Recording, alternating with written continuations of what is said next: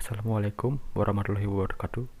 Di sini saya Ika Dwi Cahyanur Hadinata akan menjelaskan tentang tahapan SDLC dan juga profesi bisnis analis. Langsung saja dimulai dari tahapan SDLC.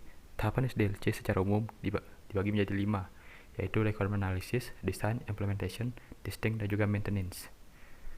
Dimulai dari requirement analysis. Requirement analysis merupakan tahapan pertama dalam sebuah siklus pengembangan software. Dalam tahapan ini, kebutuhan-kebutuhan yang diperlukan klien dan informasi lainnya yang akan berguna dikumpulkan untuk dijadikan dasar dalam pengembangan software yang diminta. Output dari tahapan ini adalah dokumen SRS atau Software Requirement Specification. Selanjutnya adalah tahapan desain. Pada tahapan desain, kebutuhan-kebutuhan klien yang sudah dikumpulkan pada dokumen SRS yang sudah dibuat sebelumnya digunakan untuk melakukan perancangan terhadap arsitektur dari software yang sedang dikembangkan. Arsitektur software ini kemudian akan digunakan pada tahap implementation. Output dari tahapan ini berupa dokumen SDD atau Software Design Description. Lanjut ke tahap implementation. Tahapan implementation merupakan tahapan di mana desain software yang sudah dicatat dalam dokumen SDD diimplementasikan menjadi sebuah sistem yang utuh yang kemudian diubah ke dalam bentuk source code untuk dijadikan sebuah software.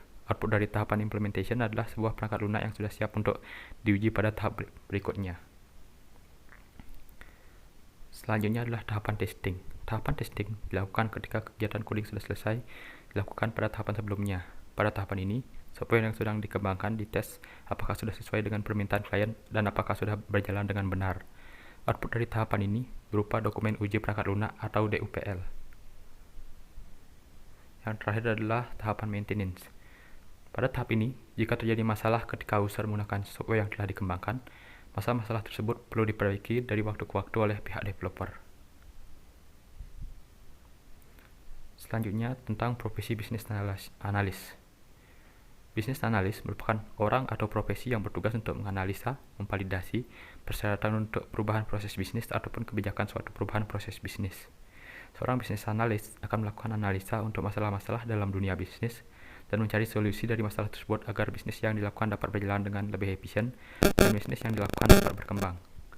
Dalam SDLC, peran bisnis analis adalah sebagai berikut.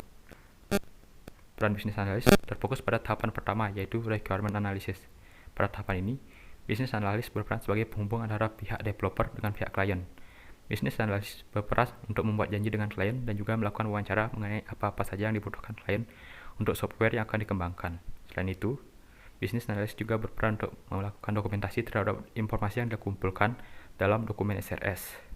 Pada tahapan lainnya, dalam SDLC, bisnis analis berperan untuk mengawasi jalannya perkembangan sistem agar sesuai dengan kebutuhan klien dan ikut melakukan testing terhadap software pada tahapan testing. Kemudian yang terakhir adalah hasil profesi bisnis analis dalam SDLC.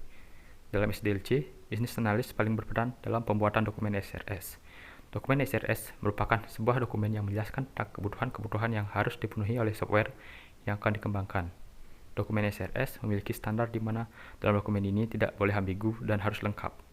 Dalam pembuatan dokumen SRS, klien diharuskan menyampaikan apa yang dia inginkan dalam software-nya secara terperinci agar pihak developer bisa memahami keinginan klien dengan baik. Adapun isi dari dokumen SRS adalah sebagai berikut. Pertama, deskripsi umum sistem, kemudian aktor atau user, kebutuhan fungsional, kebutuhan non-fungsional, dan juga use case diagram. Sekian yang dapat saya sampaikan, selebihnya mohon maaf. Wassalamualaikum warahmatullahi wabarakatuh.